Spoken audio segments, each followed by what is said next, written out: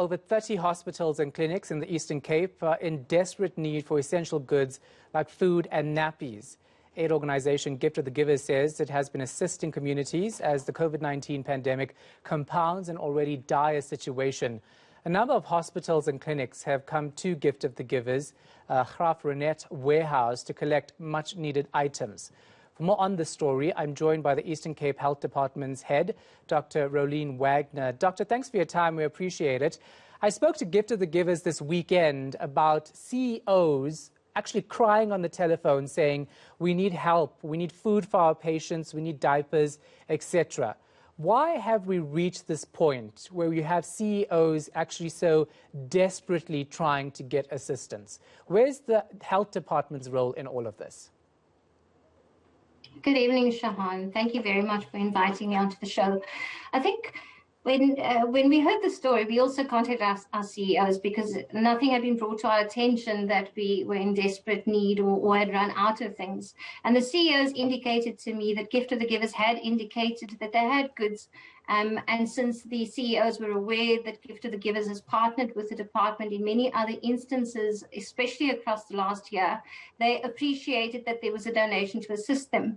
So I think, Shahan, the crux of the matter is that our budgets are under pressure. So we may not have run out of goods, etc., but there are definitely pressures on the budget. We came into this financial year with a budget pressure of 4.4 billion rand, and that translates into putting pressure on this year's operational budget, making it difficult for us to manage the services while at the same time having budget pressures.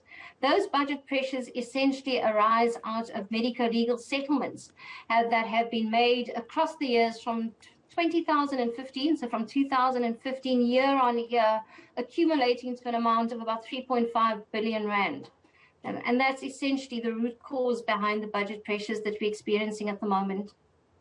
All right, so as it stands, can you financially as a department address these concerns where you don't have to have an NGO assisting hospitals to drill boreholes, to send food and diapers, etc.?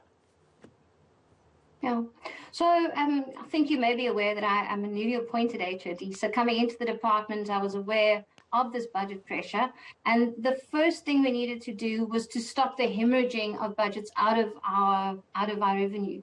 And so we have a strategy together with the Office of the Premier under the leadership of our DG and our Premier, as well as Provincial Treasury, working together with the department to manage the financial situation that we find ourselves in.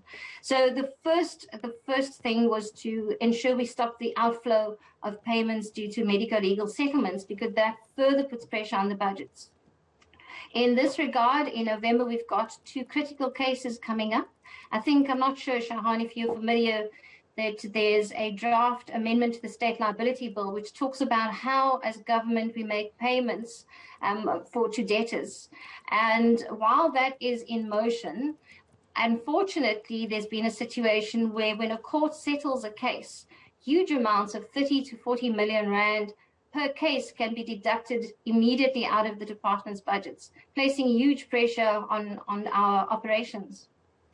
So the case that we've put forward is what we're calling the public interest defense, where we're saying as departments that unfortunately we cannot afford to be paying lump sums. In fact, as the state, we can provide these services to our cerebral palsy children. That's the predominant reason for the medico-legal cases that have arisen in our province. And that has assisted us. Instead of this outflow of tens of millions of rand at a time per case, we've managed to put to the court that we pay installments while we're putting forward this public health defense that is coming up in November. I think by last year, there were a few 100 million rand that had flowed out of our coffers. And this year, we've managed to keep it around 70 million to date. So that is just to relieve the immediate pressure on our budgets. And the truth is that we need around 660 million rand per month to be able to pay for goods and services to keep the operations going. And as we get towards the end of the financial year, that pressure on our budgets means that we end up owing our creditors money for goods that they've provided and services they've provided to us.